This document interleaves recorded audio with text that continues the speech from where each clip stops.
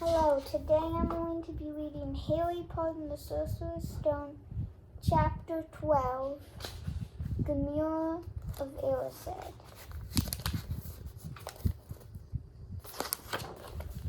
Christmas was coming. One morning in mid-December, Hogwarts woke to find itself covered in several feet of snow. The lake froze solid and the Weasley twins were punished for bewitching several snowballs so that they followed Quirrell around, bouncing off the back of his turban. The few owls that managed to battle their way through the stormy sky to deliver mail had to be nursed back to health by Hagrid before they could fly off again. No one could wait for the holidays to start, while the Gryffindor common room in the Great Hall had roaring fires. The drafty corridors had become icy and bitter. Wind rattled the window, and a bitter wind rattled the windows in the classrooms. Worst of all were Professor Snape's classes down in the dungeons, where their breath rose in a mist before them, and they kept as close as possible to their heart cauldrons. "I do feel sorry," said Draco one potions class, "for all those people who have to stay at Hogwarts for Christmas because they aren't wanted at home." He was looking over at Harry as he spoke. Gryffindor chuckled. Harry, who was measuring out powdered spine of lionfish, ignored them. Malfoy had been even more unpleasant than usual since the Quidditch match disgusted them. Slytherins had lost. He tried to get everyone laughing. How a wide-mouthed tree frog would be replacing Harry as Seeker next. Then he realized that nobody found this funny because they were all so impressed at the way Harry had managed to stay on his bucking broomstick. So Malfoy, jealous and angry, gone back to taunting Harry about having no proper family. It was true that Harry wasn't going to Purgatory for Christmas. Professor McGonagall had come around the week before, making a list of students who would be staying for the holidays. And Harry had signed up at once. He didn't feel sorry for himself at all. It would probably be the best Christmas he had ever had. Ron and his brothers were staying too, because Mr. and Mrs. Weasley were going to Emania to visit Charlie. When they left the dungeons at the end of the potions, they found a large fir tree blocking the corridor ahead. Two enormous feet sticking at the bottom, and a loud puffing sound told them that Hagrid was behind it. "Hi, Hagrid. Want any help?" Ron asked, sticking his head through the branches. "Nah, I'm all right, thanks, Ron. Would you mind moving out of the way?" came Malfoy's cold jaw behind them. "Are you trying to get some extra money, Weasley? Hoping to be gamekeeper yourself when you leave Hogwarts, I suppose? That head of Hagrid's must seem a lot less compared to what your family used to." Ron dived at Malfoy just as Snape came up the stairs. "Weasley!" Ron let go of the front of Malfoy's robes. "He was provoked, Professor Snape," said Hagrid, sticking his huge face out from behind the tree. "Malfoy's insulting his family." "Be that as it may, fighting is against Hogwarts rules, Hagrid," said Snape in a silky 5 points from Gryffindor, Weasley. Be grateful it isn't more. Move along, all of you. Crab and Goyle and Malfoy, Crab and Goyle pushed roughly past the tree, scattering needles, everyone smirking. I'll get him, said Ron, grinding his teeth at Malfoy's back. One of these days, I'll get him. I hate them both, said Harry, Malfoy and Snape. Come on, cheer up, it's nearly Christmas, said Hagrid. Tell you what, come and come and see the Great Hall. Looks great. So the three of them followed Hagrid and his tree off to the Great Hall, where Professor McGonagall and Professor Flitwick were busy with the Christmas decorations. Ah, the last tree. Put in the far corner, would you? The hall looked spectacular. Festoons of holly, mistletoe hung all around the walls, and no less than 12 towering Christmas trees stood around the room, some sparkling with tiny icicles, some glittering with hundreds of candles. How many days you got left until the holidays? Just one, said Hermione. And that reminds me, Harry.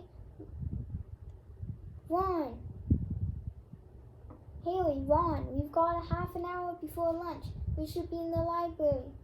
Oh yeah, you're right, said Ron, tearing his eyes away from Professor Flitwick, who had golden bubbles blossoming out of his wand. It was trailing them over branches of the new tree. The library, said Hagrid, following them out of the hall just before the holidays. Bit keen, aren't you? Oh, we're not working, Harry told him brightly. Ever since you mentioned Nicholas Flamel, we've been trying to find him out. Who he is. You what? Hagrid looked shocked. Listen here, I've told you, drop it. It's nothing to you. What's the dog's garden? Just want to know who's Nicholas Flamel is, that's all, said Hermione. Unless you'd like to tell us and save the trouble, said Harry. Harry added, we must have been through hundreds of books and already we can't find him anywhere. Just give us a hint. I know I've read his name somewhere. I'm saying nothing, said Hagrid flatly. Just have to find out ourselves then, said Ron. They left Hagrid looking disgruntled and hurried off to the library. They indeed had been searching books for Flamel's name ever since Hagrid had let it slip. Because how else were they going to find out what Snape was going to steal? The trouble was, it was very hard to know where to begin, not knowing what Flamel might have done to get himself into a book. He was in the great wizards of the 12th century, or noble magical names of our time. He was missing too from important modern magical discoveries and a study of recent developments in wizarding. And then of course there was the sheer size of library, tens of thousands of books, thousands of shelves, hundreds of narrow rows. Hermione took out a list of subjects and titles she had decided to search while Ron started off down a row of books and started pulling them off the shelves. At random, Harry wandered over to the restricted section. He had been wondering for a while if Mel wasn't somewhere in there. Unfortunately, you needed a specially signed note from one of the teachers to look anywhere, any of the restricted books, and he knew he'd never get one. These were the books containing powerful dark magic, never taught at Hogwarts, and only read by older students studying advanced defense against the dark arts. "What are you looking for, boy?" "Nothing," said Harry. Madame Pince, the librarian, brandished a feathered duster at him. "You better get out then. Go on, out!" Wishing he'd been a bit quicker at thinking up some story, Harry left the library. He warned Hermione had already agreed. They better not ask Madame Pince where they were going to find Mel. They were sure she'd be able to tell them, but they couldn't risk Snape hearing what they were up to. Harry waited outside the corridor.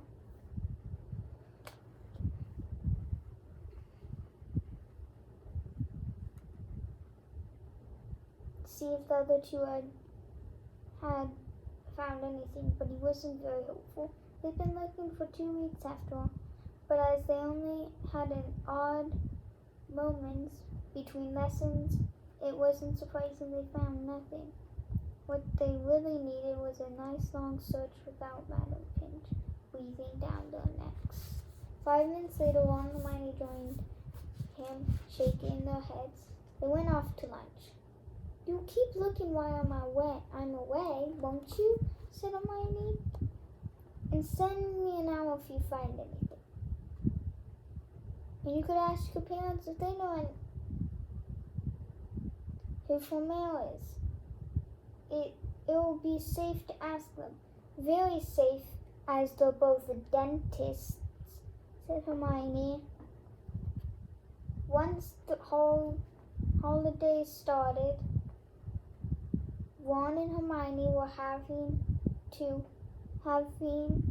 Ron and Harry were having too good a time to think much about Flamel. They had the dormitory to themselves. The common room was far emptier than usual, so they were able to get the good armchairs by the fire. They sat by the hour, eating anything they could spare on a toasting fork: bread, English muffins, marshmallows, finding ways to get in Malfoy expelled, which were fun to talk about even if they wouldn't work. Ron also started teaching Harry wizard chess. This was exactly like Muggle chess, except the figures were alive, which made it a lot like directing troops in battle. Ron's set was very old and battered, like everything else that he owned, and had once belonged to someone else in his family, in this case his grandfather. However, old chessmen weren't a drawback at all. Ron knew them so well he never had trouble getting them to do what he wanted. Harry played with the chessmen Seamus Finnegan had let him. They didn't trust him at all. Harry wasn't a very good player yet, and they kept shouting different bits of advice at him, which was confusing. "Don't send me here! Can't you see his knight? Send him! We can afford to lose him!" On Christmas Eve, Harry went to bed looking forward to the next day for the food and the fun, but not expecting any presents at all. When he woke early the next morning, however, the first thing he saw was a small pile of packages at the foot of his bed. "Merry Christmas," said Ron sleepily. Harry scrambled out of bed and pulled on his bathrobes. "You too," said Harry. "Will you look at this? I've got some presents." What did you expect? Turnips? Said Ron. Turning to his own pile was a lot bigger than Harry's. Harry picked up a parcel. It was wrapped in thick brown paper and scrawled across. It was to Harry from Hagrid. Inside was a roughly cut wooden flute. Hagrid had obviously whittled it himself. Harry blew it. It sounded a bit like an owl. A second, very small parcel contained a note. We received your message and includes your Christmas present from Uncle Vernon and Aunt Petunia. Taped to the note was a 50-pence piece. That's friendly, said Harry. Ron was fascinated by the 50 pence. Weird, he said. What a shape. This is money. You can keep it, said Harry, laughing at how pleased Ron was. Hagrid and my aunt and uncle. Who sent these? I think I know who that one is, said Ron, turning a bit pink and pointing to a very lump parcel. My mom. I told her you didn't expect any presents, and oh no, groaned. She made you a Weasley sweater. Harry had torn open the parcel to find a thick, hand-knitted sweater in emerald green and large box of homemade fudge. Every year she makes us a sweater, said Ron, unwrapping his. Mine's always balloon. That's really nice of her, said Harry, trying the fudge, which was very tasty. His next presents will also contain a large box of chocolate frogs from Hermione. There was only one parcel left. Only left one parcel. Harry picked it up and felt it. It was very light. He unwrapped it. Something blue, silver, and gray went slithering to the floor and lived leaning forwards. Ron gasped. I've heard of those, he said in a hushed voice, dropping the box of every flavored beans he got in from Hermione. If that's what I think it is, they're really rare and really valuable. What is it? Harry picked the shiny silvery cloth off the floor. It was strange to touch, like water woven to material. It's invisibility cloak, said Ron, of awe on his face. I'm sure it is. Try it on. Harry threw the cloak around his shoulders. Ron gave a yell. It is! Look down! Harry looked down, looked down at his feet, but they were gone. He dashed to the mirror. Sure enough, his reflection looked back at him. Just his head, suspended in midair, his body completely invisible. He pulled the cloak over his head and his reflection vanished completely. There's a note, said Ron suddenly. Note fell out of it. So he pulled off the cloak and seized the letter. Written in narrow, loopy writing he had never seen before the following words. Your father left this in my possession before he died. It is time it would return to you. Use it well. A very Merry Christmas to you. There was no signature. Harry stared at his note. Ron was admiring the cloak. I'll give anything for one of these. He said, anything. What's the matter? Nothing. Who had sent the cloak? Had it really belonged to his father?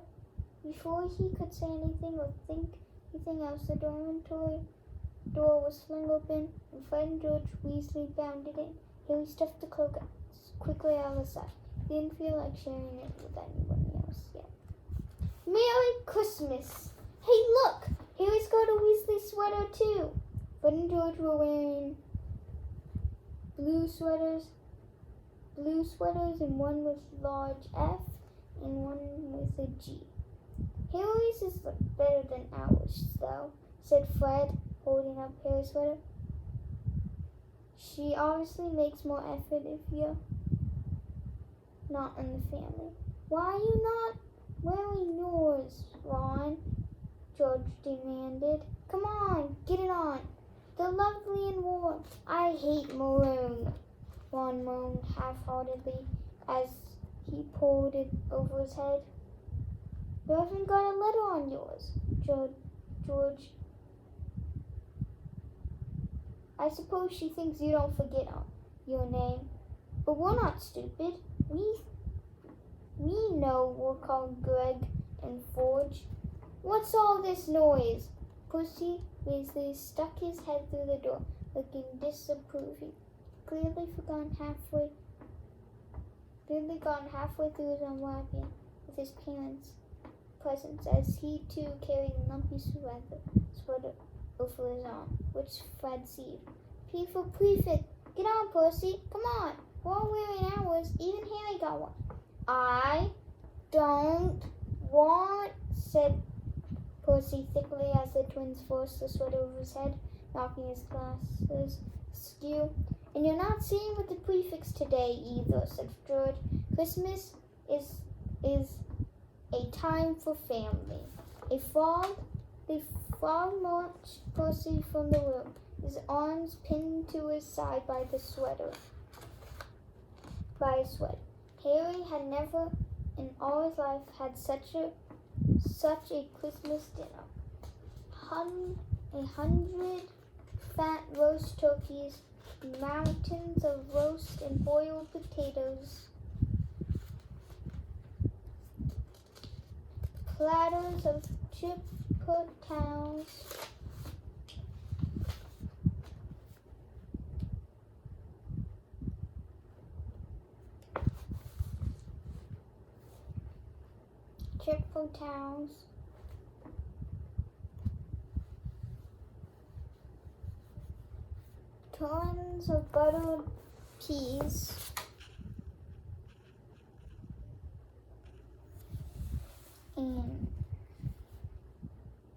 tons of buttered peas, silver boats of thick, rich gravy and cranberry sauce, and stacks of wizard crackers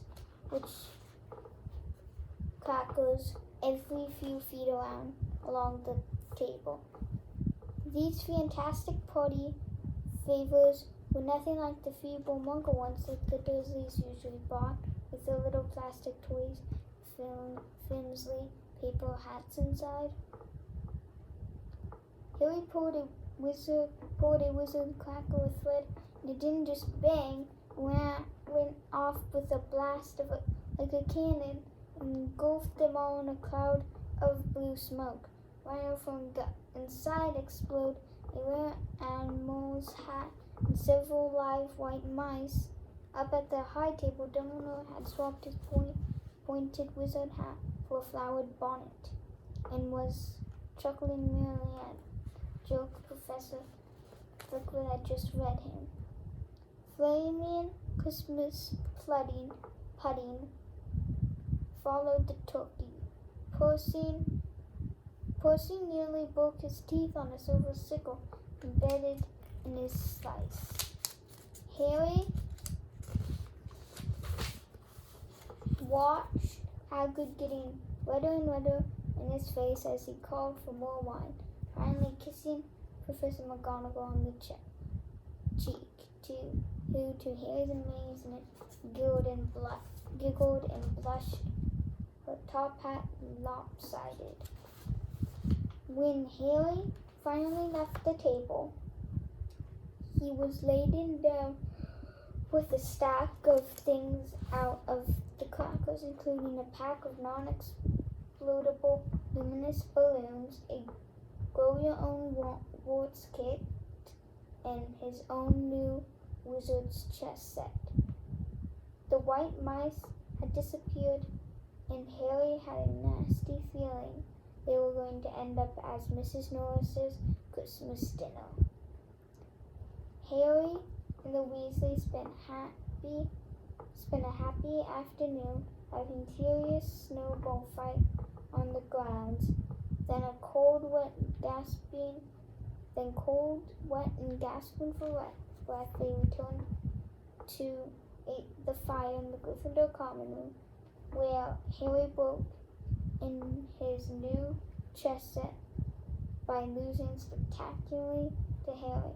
He had suspected he wouldn't have lost so badly if Percy hadn't tried to help him so much. After a meal of turkey, sandwiches, crumpets, trifle, and Christmas cake, everyone felt too full and sleepy to do much before bed, except sit and watch Percy chase Fred and George all over Gryffindor Tower because they had stolen his prefect badge. It had been Harry's best Christmas day ever, yet something had been nagging on the back of his mind all day. Not until he climbed into his bed he was free to think about it. The invisibility cloak and whoever had sent it. One full of turkey and cake, nothing mysterious to bother him. Fell asleep almost as soon as he'd drawn the curtains. His full poster. Harry leaned over the side of his own bed and pulled the cloak from under it. His father. This had been his father's. He let the material flow over his hands, smoother than silk, light as air. Use it well, this note had said. He had to try it on. He slipped out of bed, wrapped in the cloak around him. Looking down at his legs, he saw only moonlight and shadows. It was a very funny feeling. Use it well. Suddenly Harry felt wide awake. The whole Hogwarts was open to him in this cloak. Excitement flooded through him as he stood there in the dark and silence. He could go anywhere, and Filch would never know. Ron grunted in his sleep. Should he wake him? Something held him back. His father's cloak. He felt that this time, the first time, he wanted to use it alone. He crept out of the dormitory, down the stairs, crossed the common room, and climbed through the portrait hole. Who's there? Squawked the fat lady. Harry said nothing. He walked quickly down the corridor. Where should he go? He stopped, his heart racing, and thought. Then it came to the restricted section in the library.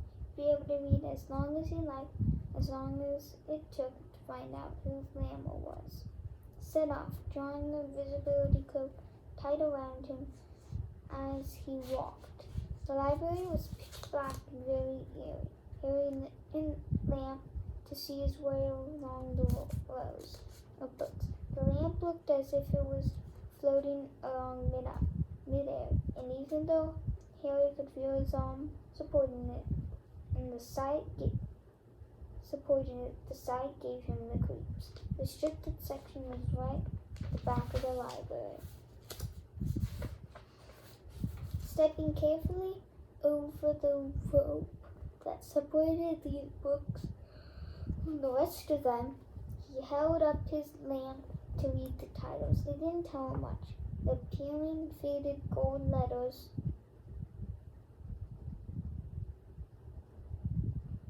spelled words and languages Harry couldn't understand. Some had no title at all. One book had a dark stain on it and looked horribly like blood. The hairs on the back of Harry's neck prickled. Maybe he was imagining it, maybe not, but he thought a faint whispering was coming from the books, as though they knew someone was there who shouldn't be. He had to start somewhere. Setting the lamp down carefully on the floor, he looked along the bottom of the shelf for an interesting-looking book. A large black and silver volume caught his eye. He pulled it out with difficulty because it was very heavy, and balancing it on his knee, he let it fall open. A piercing, blood-curdling shriek split the silence. The book was screaming. Harry snapped it shut, but the shriek went on and on. One high, unbroken, ear-splitting note. Harry stumbled backwards, knocked over his lamp, which went out at once. Panicking, he heard footsteps coming down the corridor outside. Stuffing the shrieking book back on the shelf, he ran for it, past Filch in the doorway. Filch's pale, wild eyes looked straight through him. He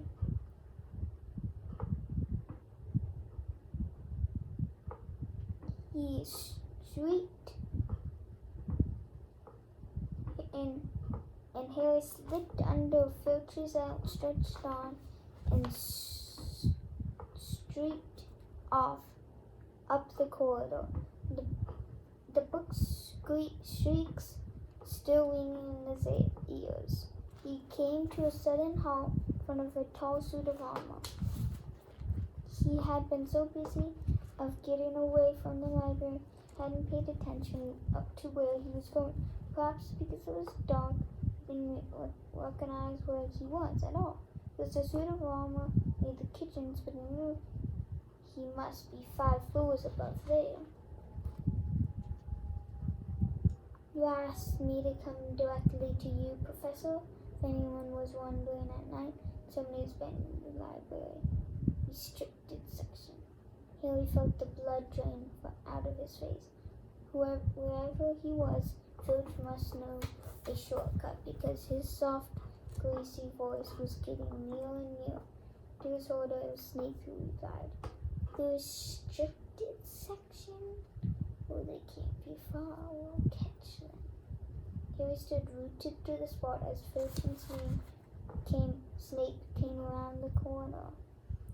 They couldn't see him, of course, but it was a narrow corridor, and if they came much nearer, they'd knock right into him.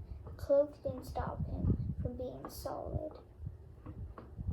He backed away as quietly as he could.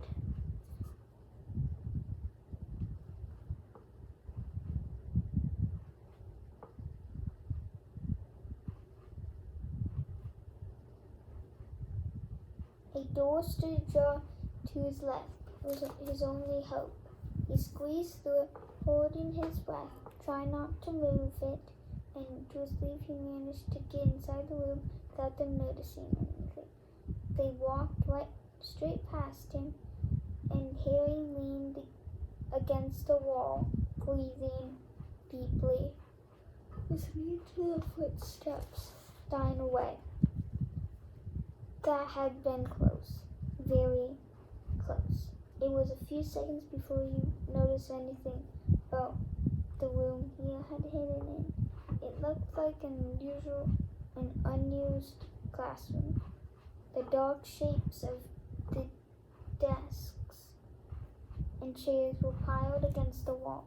There was an unturned wastebasket, but propped against the wall, facing him, was something that didn't look as though it belonged there.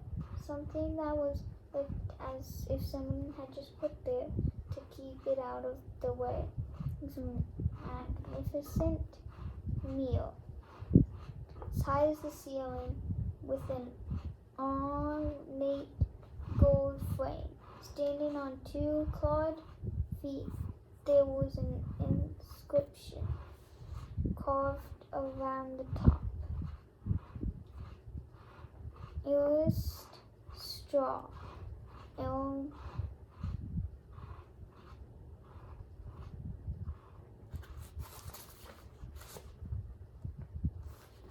Earest straw, wheat,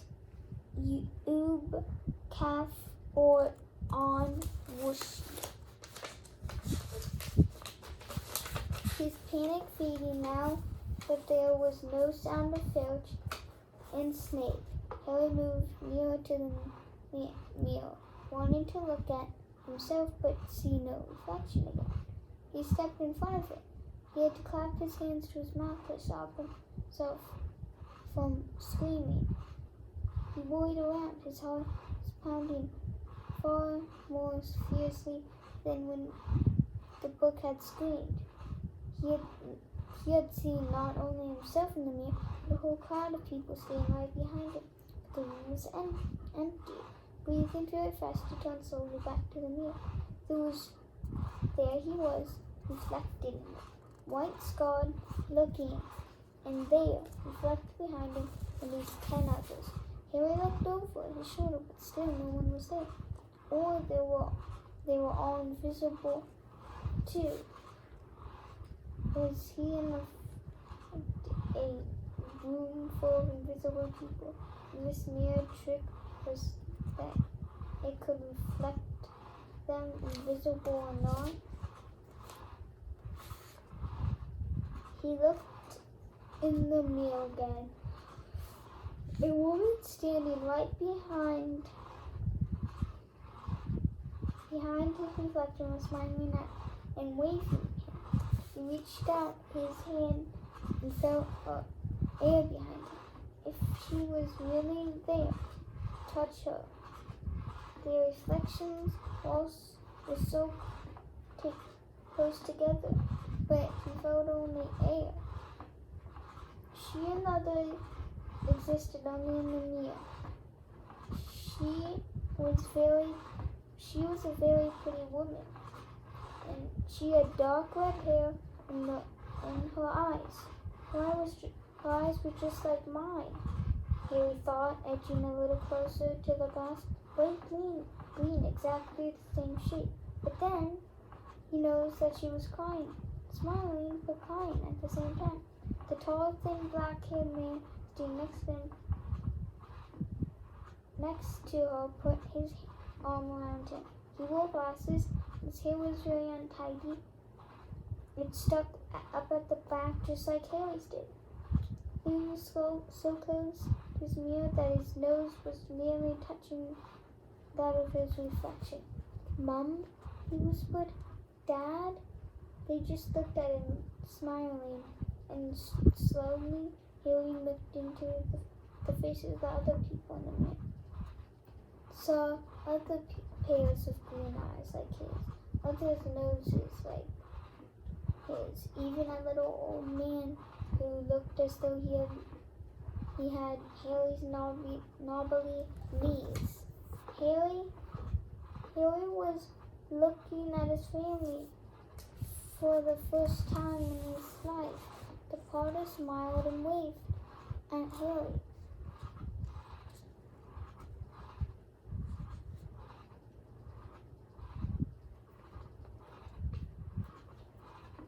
He had a power at Harry and stared hungrily back at them. His hands pressed flat against the glass as though he was hoping to fall right through it and reach them. He had a powerful kind of ache inside him, half joy, half terrible sadness.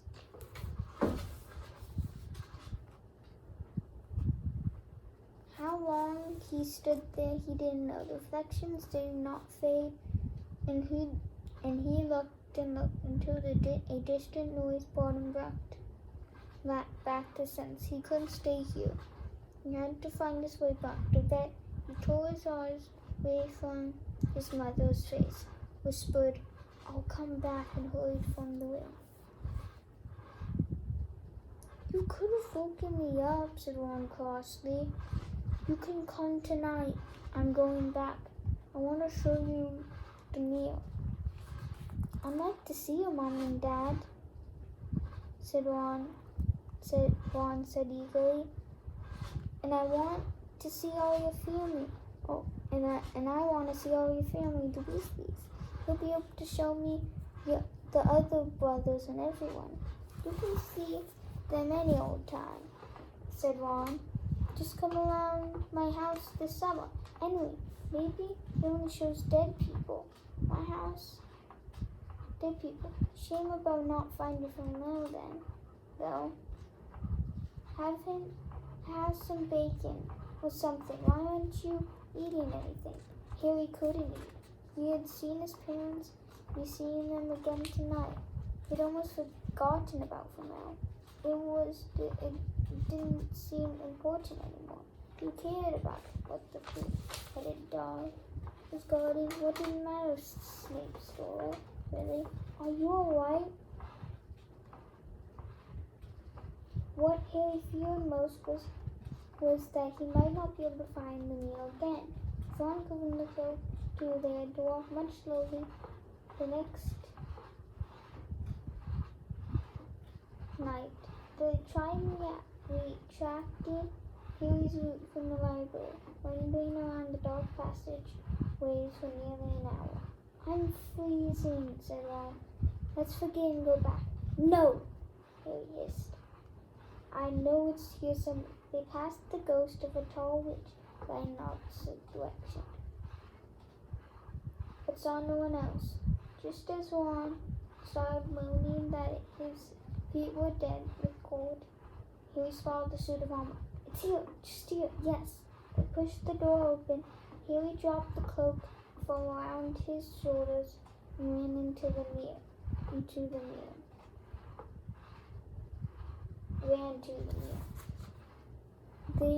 There they were, his mother and father being beside him. See, Harry whispered. I can't see anything. Look at them all. There's loads of them. I can only see them. Look at it properly. Come on, stand quiet. Harry stepped aside, but with Ron in front of the mirror, he couldn't see his family anymore. Just Ron and his paisley pajamas. Ron, though, was staring transfixed at his image. Look at me, he said. Can you see all your family standing around you? No, I'm alone, but I'm different. I look older, and I'm head boy. What? I'm wearing the badge like Bill used to, and I'm holding the house cup, the Quidditch cup. I'm Quidditch captain too. Ron tore his eyes away from splendid sight and looked excited at Harry. Do you think this mirror shows the future? How can it? All my family is dead. Let me have another look. You ordered to yourself all last night. Give me a bit more time. You're holding a Quidditch cup. What's interesting about that? I want to see my parents. Don't push me. Sudden noise outside in the corridor put an end to the discussion. They hadn't realized what a racket they'd been made. They hadn't realized how loud they had been talking. Quick! Ron threw the cloak back over them as the luminous eyes of Mrs. Norris came around the door. Ron and Harry stood quite still, both thinking the same thing. The cloak walk on cats. After what seemed an age, she turned and left. This isn't safe. She might have gone for Filch, but she heard us. Come on. And Ron pulled Harry out of the room. Snow still hadn't melted the next morning. Want to play chess, Harry? Said Ron. No. Do you want to go down and visit Hagrid? No, you go. I know what you're thinking about.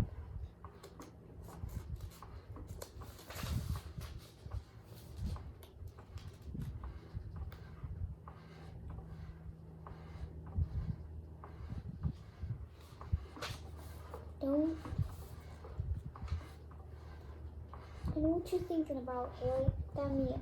Don't go back tonight. Why not? I don't know. I just feel a bad feeling about it. And anyway, you've had too many close shaves already with Filch and Snape. And Filch, Snape, Mrs. Norris are wandering around. So what if they can't see you? What if they walk into you? What if you knock something over? You sound like a minor. I'm serious, Harry. Don't go. But Harry had only had one thought in his head, which was to get back in the front of the room, and Ron wasn't going to stop him. Third night, he found his way more quickly than before. He was walking so fast that he knew he was making more noise than was wise. but he didn't meet anyone. And there were his mother and father smiling at him, and one of his grandfathers nodding happily. Harry sank down to sit on the floor in front of the mirror. There was nothing to stop him from staying here all night with his family. Nothing at all. Except, so, back again, Harry. Harry felt as though his inside turned to ice. He looked behind him, sitting on one of the desks by the wall was none other than Albus Dumbledore. Harry must have walked straight past him, so desperate to get to the mirror he hadn't noticed him. I didn't see you, sir. Strange how near-sighted being invisible can make you, said Dumbledore. Harry was relieved to see he was smiling. So, said Dumbledore, slipping off his desk to the floor with Harry. You like hundreds of before have discovered the lights of the Mirror of Erised. I didn't know it was called that, sir, but I expect you realized what it does. It shows me my family, and it showed your friend Ron himself. I said, boy, how did you know? I don't need a cloak to become invisible, said Dumbledore gently. Now, can you think of what the mirror said shows us all? Harry shook his head. Let me explain. The happiest of man on earth would be able to use the mirror Erised like a normal mirror. That is, he would look into it and see it himself, as he is. Does that help? Harry thought, then he slowly says, shows us what we want, whatever we want. Yes and no, quietly. Shows us nothing more or less than the deepest, most desperate desire of your hearts. You who have never known your family, see them standing around you. Ronald Weasley has always been overshadowed by his brothers, sees himself standing alone, the best of all of them. However, this mirror will give us neither knowledge or truth. Men have wasted away before it, entranced by what they've seen, or been driven mad, not knowing if it shows real or even possible. The mirror will be moved to a new home tomorrow. Harry and I ask you not to go looking for it. If you ever do run across it, you will now be prepared. It does not do to dwell on dreams and forget to live. Remember that. Now why don't you put the admirable cloak back on and get off to bed? Sir, Professor Dumbledore, can I ask you something? Honestly, you've just done so. Dumbledore smiled. You may ask me one more thing, however. What do you see when you look into the mirror? I see myself holding a pair of thick woolen socks. Harry stared. One can never have enough socks. And another Christmas has come and gone. I didn't get a single pair of socks. People insist on giving me books. It's only when he was back in bed that it struck Harry that Dumbledore might have not been quite truthful, but then he thought, as he shoved Scabbers off his pillow, then quite a personal question. You want to listen to Harry Potter and the Sorcerer's Stone, Chapter 13. You have to wait for the next video. Like and subscribe.